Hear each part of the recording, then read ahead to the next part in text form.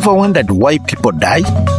What if I told you that, according to one of Buganda's oldest and most treasured legends, there was once a time when death did not exist. A time when the first man walked the earth with only his faithful cow.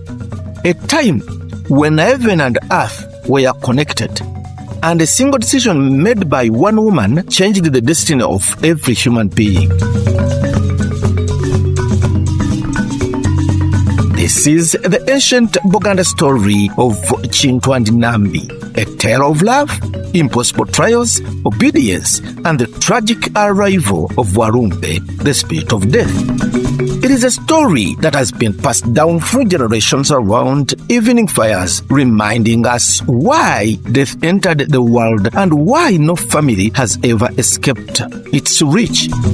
Stay with us until the very end, because this timeless legend not only explains the origin of death in Uganda, but also reveals the birth of the Buganda people themselves.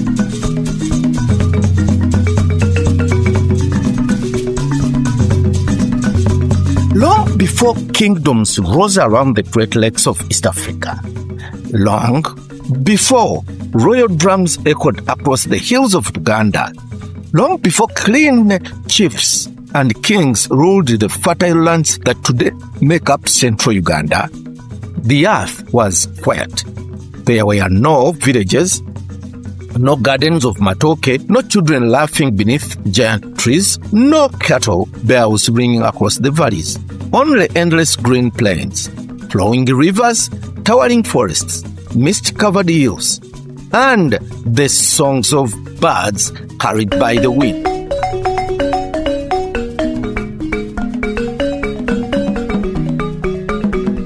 Welcome to Uganda's Talk Footage Hub, where we showcase the beauty, history, culture, and timeless stories of Uganda. As promised, alongside our journey through Uganda's breathtaking landscapes, we are bringing you the rich legends and oral traditions that have been passed down from generation to generation. Today's story is one of the greatest ever told in Buganda. The story of Kintu, the first Muganda, Nambi, the daughter from heaven, and Walumbe, whose coming introduced death into the world. Settle and enjoy this ancient tale. In the beginning, there lived only one man upon the earth. His name was Kintu. Some elders say Kintu was not merely the first Muganda. He was the first human being to walk upon the earth itself. No one knew where he had come from. Perhaps Katonda, the Creator, had placed him there. Perhaps he had always existed. The elders simply say Kintu was there. He lived a simple life. He owned no place, no servant, no kingdom, no weapons, no wealth beyond what nature freely offered.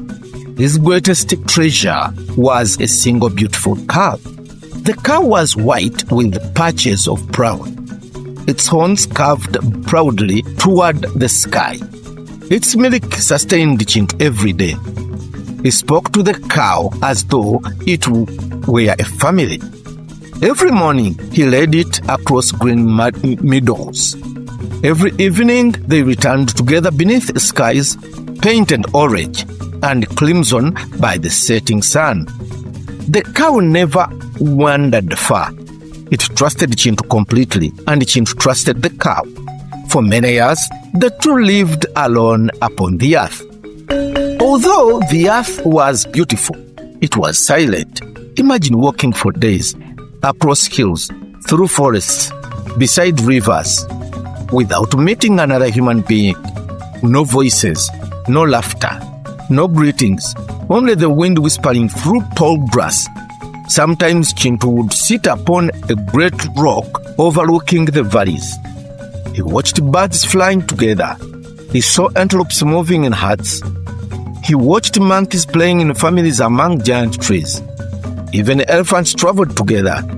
Everything in nature had companions. Only Kintu remained alone. At night, he looked toward the countless stars. He wondered where someone else existed beyond the heavens. Little did he know, someone was already watching him. Far above the earth, beyond the clouds, beyond the stars, was the magnificent home of Ggulu, Lord of Heaven. His kingdom shone brighter than the morning sun. His compounds were unlike anything on earth. The grass never dried. The rivers never stopped flowing. The harvests never failed. Everywhere there was abundance. Ggulu ruled wisely over his households. He had many sons, strong sons, brave sons. Each possessed different gifts and responsibilities. Among them was Walumbe, quiet, observant, and predictable. No one fully understood him. And among Ggulu's children was one daughter whose beauty was unmatched.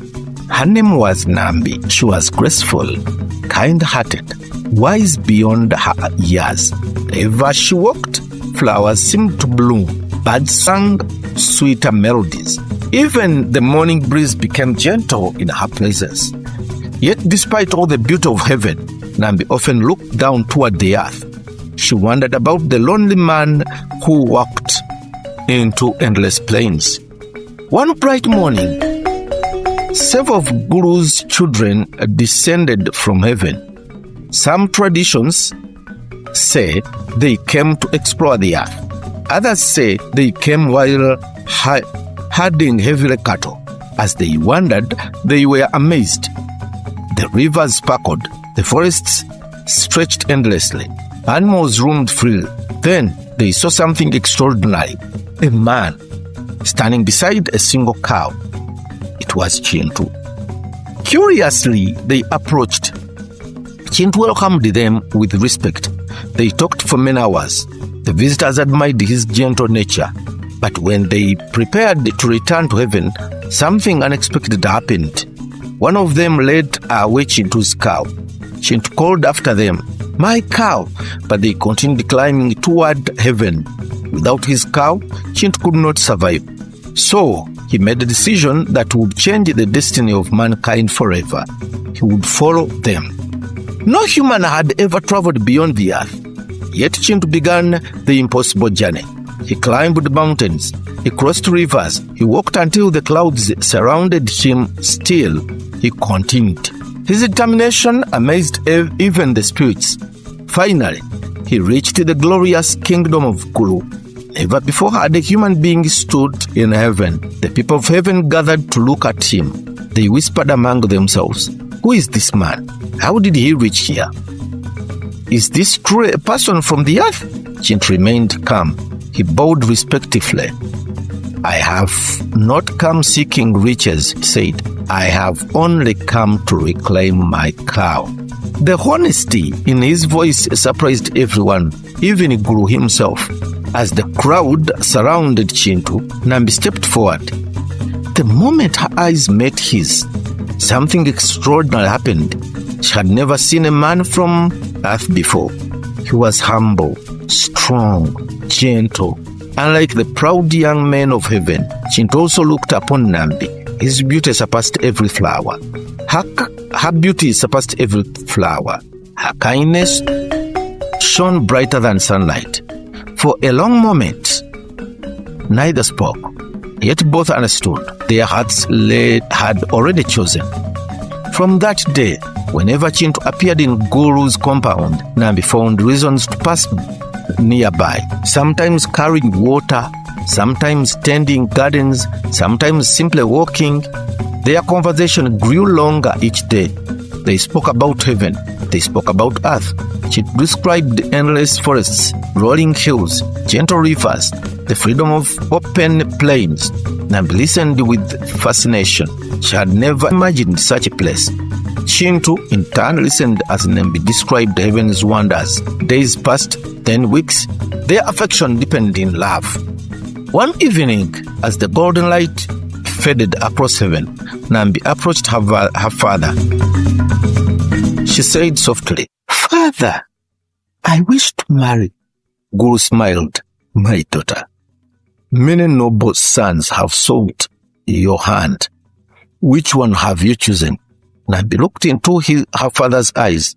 The man from earth. Silence filled the compound. The elders stared. Some gasped. A daughter of heaven? Marry a man from earth? Never before had such a thing been proposed. Ggulu said nothing for several moments. Finally spoke. If Kintu truly wishes to become part of our family, he must first prove himself. Not because Ggulu hated him, but because every father wishes to know whether the man who marries the daughter possesses wisdom, patience, courage, and ability to overcome hardship. Thus began the famous 4 great tests of Kintu. Little did they know, the force of nature themselves were about to aid the humble man from earth.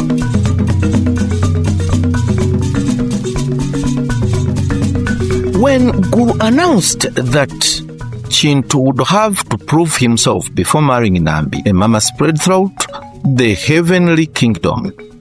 Some laughed quietly among themselves. How can a man from earth succeed where even the sons of heaven would struggle? Others looked at Kintu with pity. He owned no wealth. He commanded no army. He possessed no magical powers. He was simply a humble herdsman whose greatest treasure was a single cow. But Nambi did not laugh. She knew she was something special about Kintu. It was not his strength that impressed her. It was his honesty, his humility, his courage. And Ggulu, though he appeared stern, was not trying to humiliate Kintu. Like every loving father, he wished to know whether the man asking for his daughter's hand possessed wisdom, patience, determination, and the blessings of God of Katonda. So Ggulu called Kintu before the royal court. If you can accomplish the tasks I set before you, Ggulu declared, then I shall gladly give you my daughter as your wife. Kintu bowed respectfully. I will do my best. He did not boast. He did not claim greatness. He simply trusted that truth and perseverance would guide him. The following morning, Ggulu's servants brought forward a large woven basket. It was beautifully crafted, just like the baskets still woven in Buganda today. But there was one problem. It was full of holes. Water poured through every opening. No one could possibly carry water in such a basket. Ggulu pointed toward a distant spring. Kintu, fill the basket with water and bring it back without spilling a drop from the well. The crowd burst into laughter. Even some Ggulu's sons smiled. This is impossible.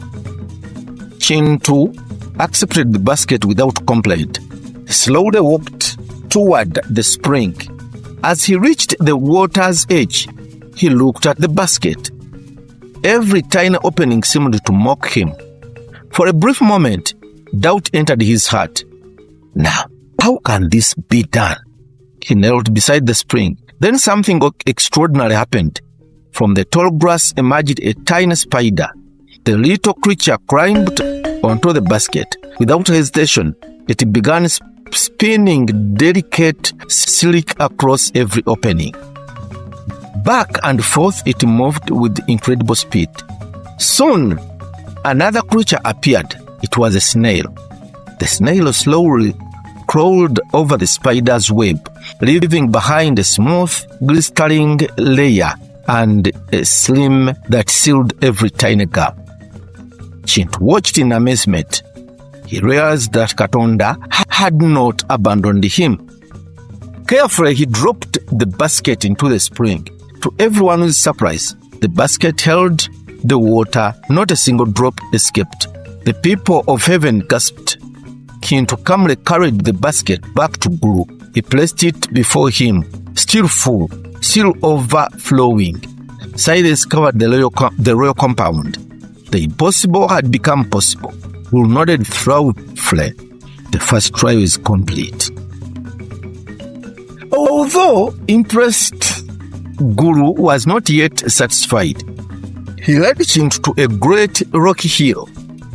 The stone stood taller than many houses. It had never been broken. Kintu said, "Bring me firewood from this rock." Everyone exchanged puzzled looks. Firewood came from trees, not from stones. Again Kintu accepted without argument. He picked up an axe and climbed the rocky hill. He swung the axe. Clang! The blade bounced back. Again he struck. Nothing. Again nothing. Hour after hour he tried. His hands became sore. Sweat rolled down his face. The mighty rock remained untouched. As the sun began to disappear behind the hills of heaven, dark clouds suddenly gathered. The wind howled. Lightning flashed across the sky. Then came a deafening roar. Boom! Thunder struck the great rock with tremendous force. The mountain trembled. Huge pieces of stone broke away and scattered across the ground. When the storm passed, Kintu quietly gathered the broken rocks and carried them back. The people stared in disbelief. Another impossible task had been completed. Some whispered among themselves, "Surely Katonda works with this man." Even Ggulu could not hide his surprise. The second trial is complete. Now Ggulu prepared an even stranger challenge. His servants filled an enormous hut with food. There were baskets of millet, roasted meat, sweet bananas, pumpkins, beans, milk, honey, groundnuts. Food enough to feed an entire village for many days. Kintu was led inside. The heavy wooden door closed behind him. Ggulu spoke from outside. "Before dawn, every piece of food must be gone." Again laughter spread throughout the crowd. "No man can eat all that." Inside the hut, Kintu looked around in astonishment. Even if he ate without stopping for several weeks, he could never finish such a feast. He offered a quiet prayer, then he ate a little, only enough to satisfy his hunger. Hours passed. Suddenly, he heard scratching beneath the floor. Tiny holes appeared in every corner of the hut. Out came dozens, then hundreds, then thousands of rats. They rushed toward the food. They carried away grain, dragged pieces of meat, pulled bananas, rolled pumpkins. Before long, every basket had disappeared into their underground tunnels. By sunrise, the hut was completely empty. Not a single grain remained. When Ggulu opened the door, he found Kintu calmly waiting. The food had vanished. The third impossible challenge had been accomplished. The laughter stopped. Now the people of heaven looked at Kintu with respect. Only one final challenge remained, the challenge that would decide everything. Ggulu ordered hundreds upon hundreds of cattle to be gathered. Some were white, some black, some brown. Many looked almost identical. Among them stood Kintu's own beloved cow. Hidden in the vast herd, Ggulu looked directly at Kintu. "If you truly know your companion, point to your cow." Kintu's heart sank. He walked slowly around the hut. Every cow looked familiar. Every horn resembled another. Every face seemed the same. He closed his eyes. He remembered every day he had spent with his faithful companion on earth. Still, he could not find it. Then, a tiny buzzing sound reached his ear. A bee landed gently upon his shoulder. The little insect seemed to whisper, "Watch me." The bee flew into the enormous herd. For several moments, it cycled among the cattle. Then it landed upon the horn of one cow. Kintu smiled. Without hesitation, he stepped forward. "That is my cow." The crowd held its breath. The servants examined the animal carefully. Then they nodded. It is indeed Kintu's cow. Cheers erupted across heaven. Even Ggulu rose from his royal seat. He walked toward Kintu. "My son," he said warmly, "you have passed every test. It is clear that Katonda himself has blessed your journey. You have shown humility instead of pride, patience instead of anger, faith instead of despair. No father could ask for more. He turned towards Nambi. My daughter, the man you have chosen is worthy. You have my blessings. Tears of joy filled Nambi's eyes. Kintu smiled for the first time since arriving in heaven. The love had overcome every obstacle. The kingdom of heaven burst into celebration. Royal drums echoed across the hills. Songs of joy filled the air. Families gathered from every corner of Ggulu's kingdom. The marriage of Kintu and Nambi became unlike any wedding ever celebrated before. It united heaven and earth. The elders blessed the couple. Cattle were presented as gifts. Food filled every table. Voices rose in songs that praised Kintu and Nambi. When celebrations came to an end, Ggulu prepared his daughter for her journey to earth. He filled baskets with seeds, banana shoots, livestock, tools, everything needed to begin life on earth. For Kintu and Nambi would not simply become husband and wife together, they would become the ancestors of Uganda people. But before they departed, Ggulu called them aside. His face, which had been full of joy, suddenly became serious. There is one thing you must never do. He looked especially at Nambi. When you begin your journey, do not return here for anything. Whatever you forget, leave it behind. And above all, do not allow your brother Walumbe to follow you on to earth. Neither Kintu nor Nambi fully understood why Ggulu spoke with such urgency. They promised to obey. Holding hands, they began their journey toward the world below. Neither of them knew that one small forgotten item, a handful of millet for a chicken, would soon change the destiny of all humanity forever.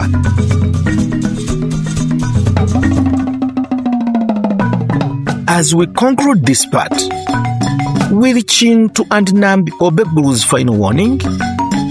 How did death first enter the world according to Baganda tradition?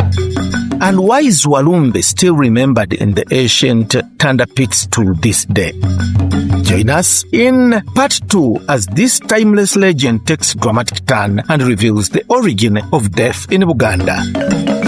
If you enjoyed this story, please like the video, subscribe to the channel, and share it with your friends and family so that Uganda's rich history and old traditions continue to inspire generations to come.